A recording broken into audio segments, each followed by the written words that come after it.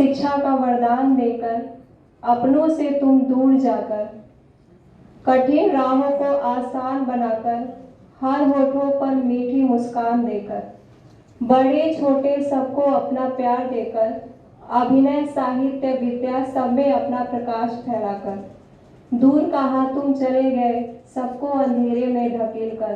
हे मेरे गुरुवर, हे मेरे गुरुवर, तुमको नहीं है खबर आज भी तुम जीवित हो दीपक का प्रकाश बनकर, दीपक का प्रकाश बनकर। धन्यवाद। उनका स्वरूप जानकर प्रणाम करती हूँ। मेरा जो किन्नर विमर्श से दूर दूर तक कोई नाता नहीं। पहली बार जब किन्नर विमर्श का नाम सुना था तो जो सबसे पहला दिमाग में नाम आया था वो था महेंद्र भीष्म। और आप बड़भागी हैं कि आपके बीच उपस्थित हैं किन्नर विमर्श के भीष्म महेंद्र भीष्म। आप जानते हैं कि महाभारत में भीष्म की क्या अहमियत है। ठीक वही किन्नर विमर्श में जो दमदारी से अपने व्यक्तित्व को निभा रहे हैं वो महेंद्र भीष्म आपके बीच उपस्थित हैं। मैं जितने भी लोग यहाँ उपस्थित थे उन सब है।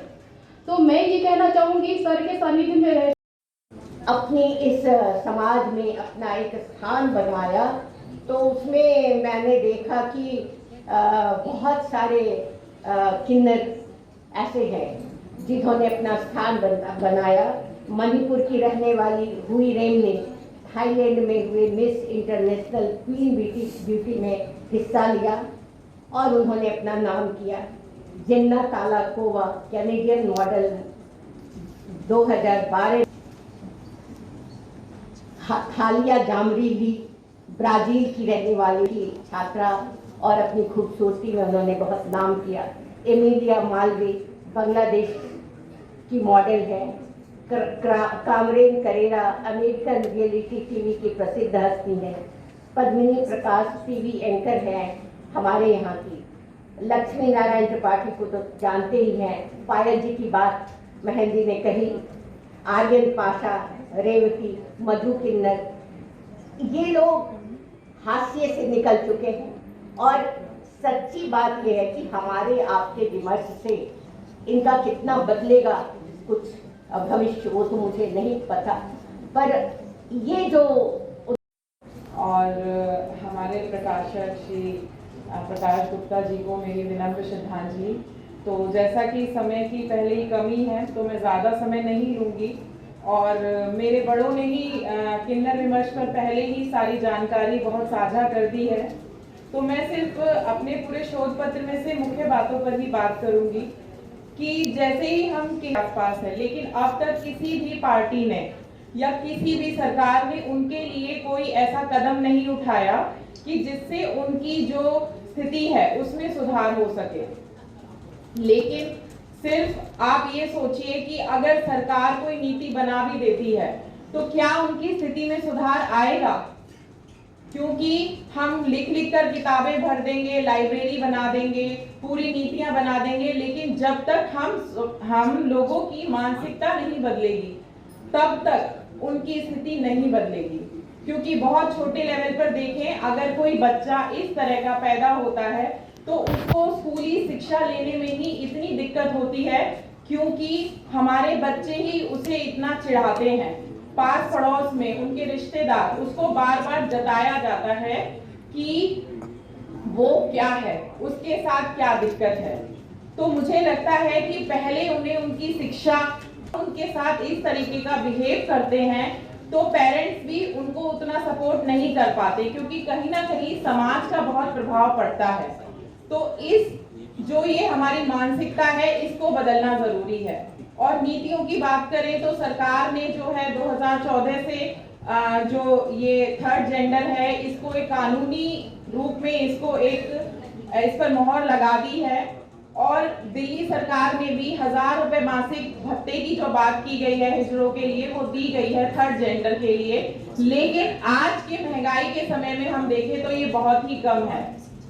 तो आज जो है हिंदी साहित्य में किन्नर विमर्श जो है वो बहुत उभर कर आ रहा है। बहुत सारे साहित्यकार इस पर बात कर रहे हैं, हम सब लोग यहाँ मिलकर इसके बारे में बात कर रहे हैं। तो मुझे आशा है जरूर उनकी स्थिति में धीरे धीरे ही सही कुछ ना कुछ बदलाव जरूर आएगा। धन्यवाद। प्रकाश के जैसा चारों तरफ फैल रहा है और वह वास्तव में एक प्रकाश के जैसे हैं।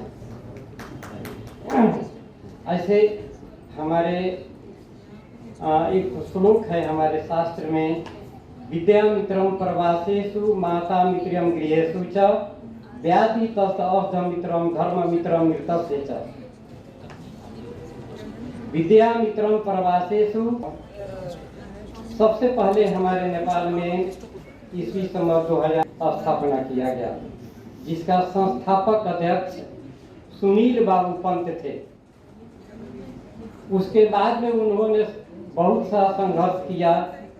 ईस्वी संवत 2007 साल में नेपाल के सुप्रीम कोर्ट ने विभेद नीति को हटाने के लिए नेपाल सरकार को एक अपना आदेश दी। ऐसे होते होते नेपाल के प्रथम संविधान सभा, लोकतांत्रिक संविधान सभा 2015 में हुआ। उसमें सुनील बाबू पंत जो थे समानुपाती के तरफ से केंद्रों का प्रतिनिधित्व किए और नेपाल के संविधान में इतना उल्लेख किया गया कि नेपाल में जितने भी वर्ग के लोग हैं वे समानुपातिक और समावेशीकरण के सिद्धांत के आधार पर किसी के साथ किसी भी प्रकार का भेदभाव नहीं किया जाएगा। यह नेपाल के किया गया है। उसके बाद में ऐसे होते होते होते 2021 में इच्छा मल के नेतृत्व में ब्लू डायमंड नाम का इसको एक गैर सरकारी संस्था खोला गया, जिसमें 29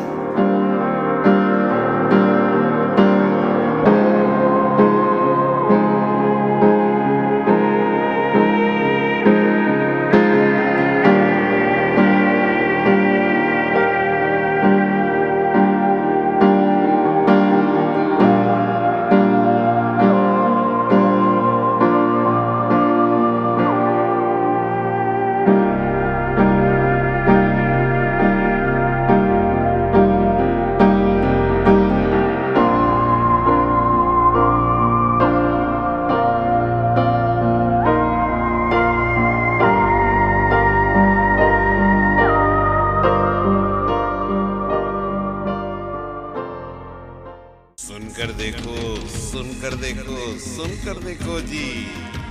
ममता राहुल मोदी बोले, लिखे जितेंद्र जी।